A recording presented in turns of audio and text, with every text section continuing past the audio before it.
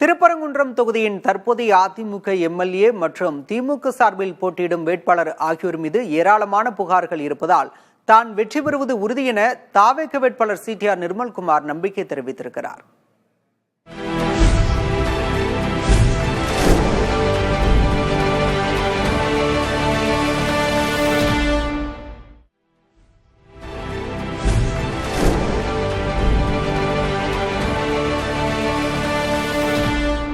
திருப்பரங்குன்றம் தொகுதியில் தற்போது தமிழக வெற்றிக் கழகம் சார்பாக சிடிஆர் நிர்மல்குமார் அவர்கள் போட்டியிடுகிறார்.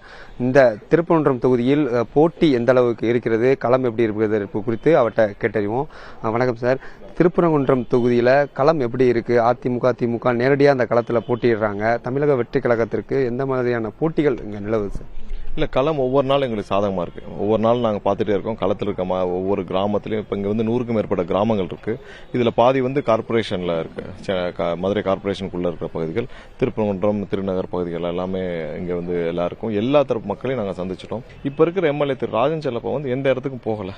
நான் பிரச்சாரத்துக்கு போகிறப்ப மக்கள்கிட்ட கேட்கறது, எம்எல்ஏ பார்த்தீங்கன்னா நான் அவங்க எம்எல்ஏ பார்த்து 5 வருஷம். இப்போ போன எலெக்ஷனுக்கே பெரும்பாலான கிராமங்களுக்கு, இப்போ கரடிப்பட்டி பெரும்பாலான கிராமங்களுக்கு அவர் ஓட்டு கேட்டு கூட போகலை. திமுக வேட்பாளர் அவங்க மேலே ஆல்ரெடி பண மோசடி வழக்கு அவங்களோட அஃபிடவிட்ல குறிப்பிட்டிருப்பாங்க. பண மோசடி வழக்கு இருக்கு. அவங்களுடைய கணவர் மேல இருக்கிற பாலியல் வன்கொடுமை மக்கள் மத்தியில பெரிய அளவுல பேசப்படுது. சோ அப்ப இப்படி ஒரு வேட்பாளர் ஏன் நிப்பாட்டினாங்க கேட்கறாங்க. சோ இதெல்லாம் மக்கள் மத்தியில இருக்கு. இந்த மக்களுக்கு தமிழக வெற்றிக் கழகம் என்ன வாக்குறுதி கொடுக்குது? தமிழக வெற்றிக் கழகத்தோட அந்த திட்டங்கள் மக்கள்கிட்ட போய் சேர்ந்திருக்கா? அதை பத்தி சொல்லுங்க. இல்ல, கண்டிப்பா எங்களுடைய வாக்குறுதிகள் எல்லாமே மக்கள்கிட்ட தெளிவா சேர்ந்திருக்கு.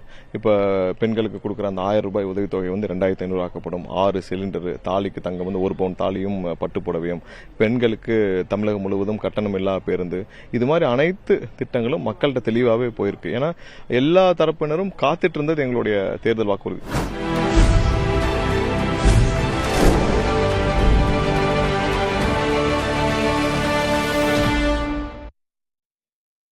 தேர்தலில் தாவேகவின் தாக்கம் குறித்து வாக்கு எண்ணிக்கையின் போதுதான் தெரியும் என கன்னியாகுமரி தொகுதி வேட்பாளர் தளவாய் சுந்தரம் தெரிவித்துள்ளார். அவருடன் நமது செய்தியாளர் கோகுல் நடத்திய நேர்காணலை காணலாம்.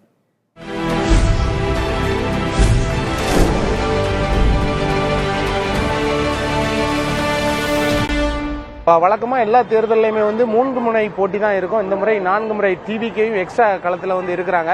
இந்த டிவிகே வரதுனால ஏதாவது பாதிப்பு ஏதாவது ஏற்படுமா? எப்படி பாக்குறீங்க அரசியல் சூழல்? அது தேர்தல் முடிஞ்ச முறை தெரியும். எல்லா போலியெல்லாம் முடிஞ்சு போட்டியை ஓபன் பண்ணா தெரியும்.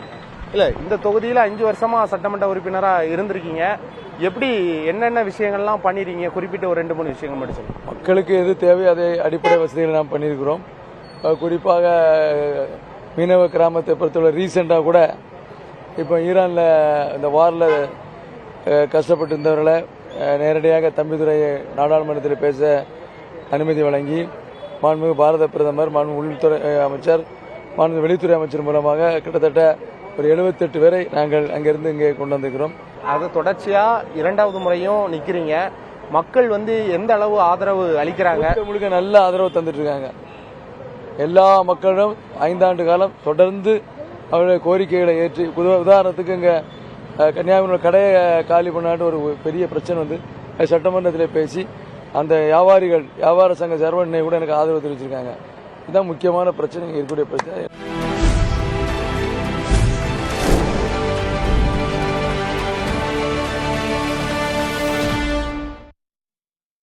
ஐந்து ஆண்டுகளில் திமுக அரசு மேற்கொண்ட மக்கள் நலத் திட்டங்கள், பெண்களுக்கான திட்டங்களின் காரணமாக தான் வெற்றி பெறுவது உறுதி என பொன்னேரி தொகுதி காங்கிரஸ் வேட்பாளர் துரை சந்திரசேகர் தெரிவித்துள்ளார். அவருடன் புதிய தலைமுறை செய்தியாளர் மேற்கொண்ட கலந்துரையாடலை காணலாம்.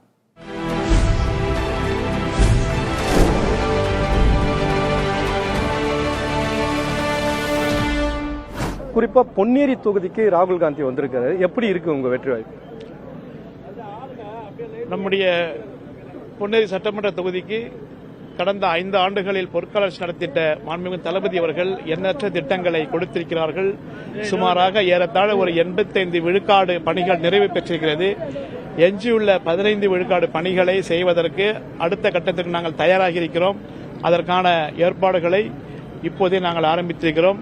ஆங்காங்கே சிறு பணிகள் நிலுவையில் இருக்கிறது. அதையும் வருகின்ற 3-6 மாதங்களுக்குள் முடித்து விடுவோம். ஆக மக்கள் மிகவும் எதிர்பார்க்கிறார்கள், குறிப்பாக பெண்கள். இந்த நேரத்தில் எங்களுடைய தலைவர் ராகுல் காந்தி அவர்கள் இந்த தொகுதிக்கு, குறிப்பாக கடலோர மாவட்டங்களில் இருக்கின்ற ஆந்திர எல்லையோர பகுதியில் இருக்கிற தொகுதிக்கு வந்ததில் மக்கள் மிகவும் மகிழ்ச்சி அடைகிறார்கள். இன்று எங்களை பொறுத்தவரையில் எங்களுடைய சட்டமன்ற தொகுதிக்கு வந்து பிரச்சாரம் செய்ததில் நாங்கள் மிகவும் மகிழ்ச்சியாக இருக்கிறோம். இதனுடைய எடுத்துக்காட்டு தமிழக மக்கள் மகிழ்ச்சியாக இருக்கிறது என்பதற்கு இது ஒரு சான்று.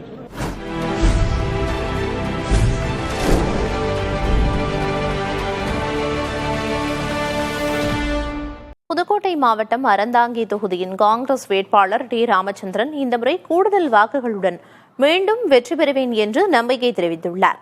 புதிய தலைமுறைக்கு அவர் அளித்த பிரத்யேக பேட்டியை தற்போது பார்க்கலாம்.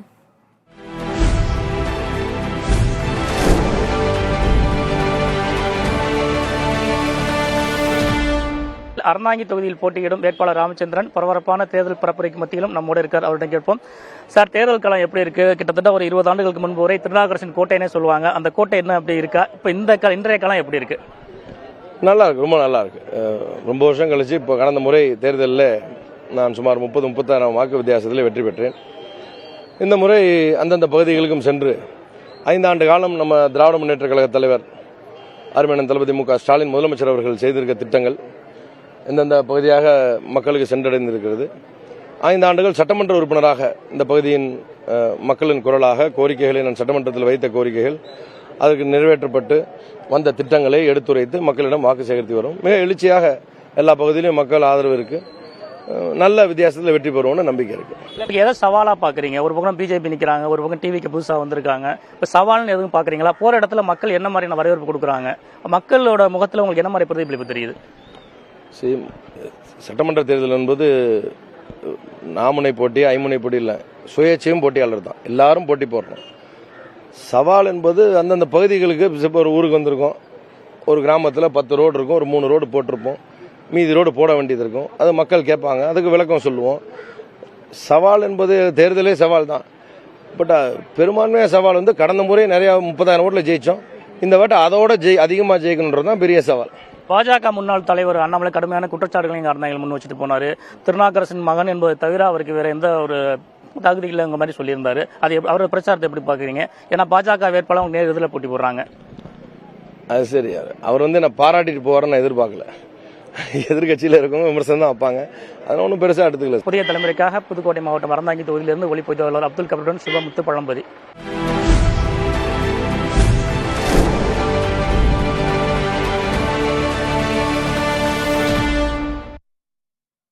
கோடிநாயக்கனூர் சட்டமன்ற தொகுதியில் மிகுந்த எழுச்சி இருப்பதை உணர்வதாக முன்னாள் முதல்வரும் திமுக வேட்பாளருமான ஓ பன்னீர்செல்வம் தெரிவித்தார்.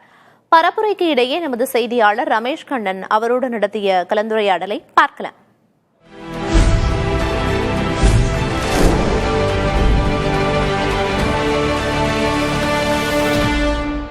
மக்களை சந்தித்திருக்கிறீர்கள்.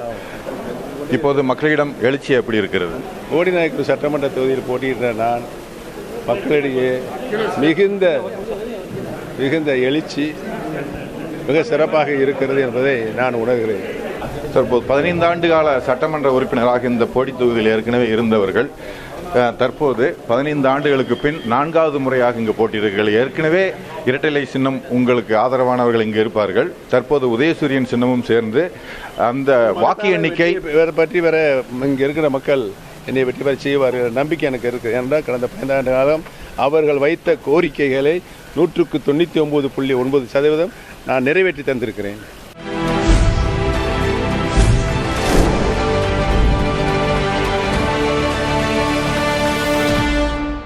சிதம்பரம் தொகுதியில் தனக்கு வெற்றி வாய்ப்பு பிரகாசமாக உள்ளதாகவும் அதனை ஜீரணிக்க முடியாதவர்கள் அவதூறு பரப்பி வருகிறார்கள் என்றும் மனிதநேய ஜனநாயக கட்சித் தலைவரும் திமுக கூட்டணி வேட்பாளருமான தமிமுன் அன்சாரி கூறியுள்ளார். அவருடன் புதிய தலைமுறை செய்தியாளர் ஆர் மோகன் நடத்திய கலந்துரையாடலை பார்க்கலாம்.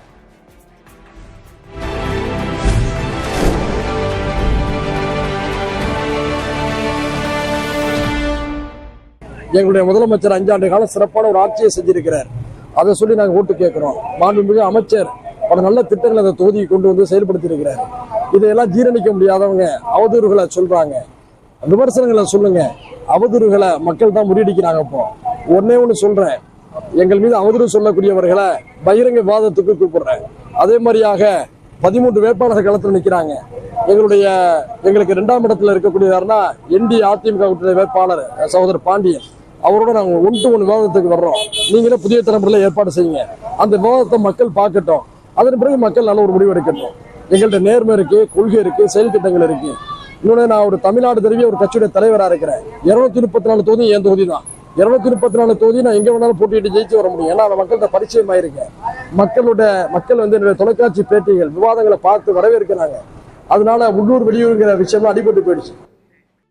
திண்டிவனம் தொகுதியை திண்டி வளமாக மாற்றி காட்டுவேன் என விசிக துணை பொதுச் செயலரும் திண்டிவனம் விசிக வேட்பாளருமான வன்னியரசு தெரிவித்தார்.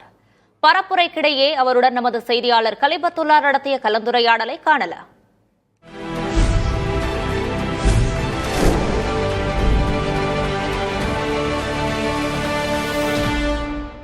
இப்போ முதல் நாள் களத்திற்கும் தற்போதைய உள்ள களத்திற்கும் நீங்கள் எப்படி பார்க்குறீங்க?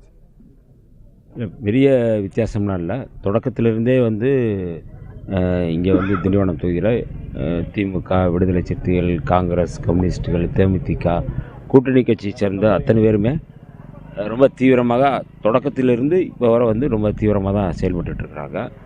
எல்லா சமுதாய மக்களும் விடுதலை சிறுத்தைகளை நேசிக்கிறார்கள். எல்லா சமுதாய மக்களும் விடுதலை சிறுத்தைகள் இங்கே வெற்றி பெற வேண்டும் என்று அவங்க நினைக்கிறாங்க.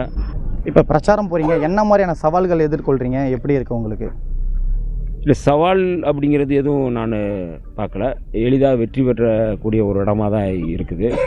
இந்த தொகுதி மக்கள் நிறைய தேவைகள், பிரச்சனைகள், கோரிக்கைகள் அப்படிங்கிறது நிறையா சொல்லிட்டு இருக்கிறாங்க.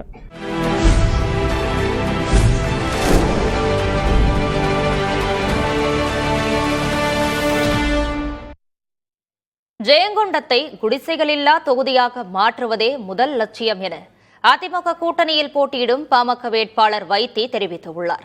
அவருடன் நமது செய்தியாளர் செந்தில்குமார் நடத்திய கலந்துரையாடலை தற்போது காணலாம்.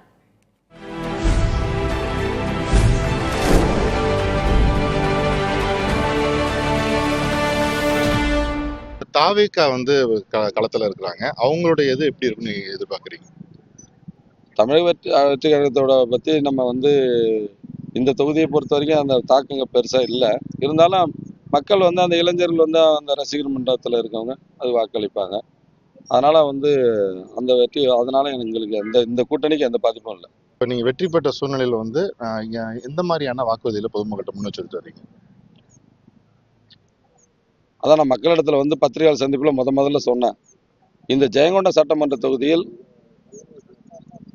குடிசை இல்லாத சட்டமன்ற தொகுதியாக மாற்றுவதற்கு அத்தனை முயற்சிகள், அதான் என்னுடைய ஒரே லட்சியம், முதல் லட்சியம். அதன் பிறகு குடிநீர் பிரச்சனை, சாலை வசதி, அதே போல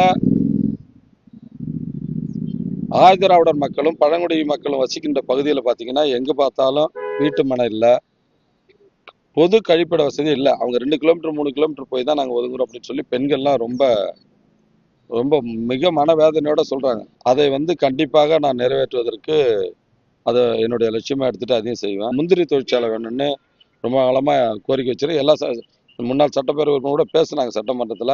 ஆனால் அது இன்னும் அரசாங்கம் நடைமுறை கொண்டு வரல. அதை கொண்டு வருவதற்கு கண்டிப்பாக நான் முயற்சி செய்வேன்.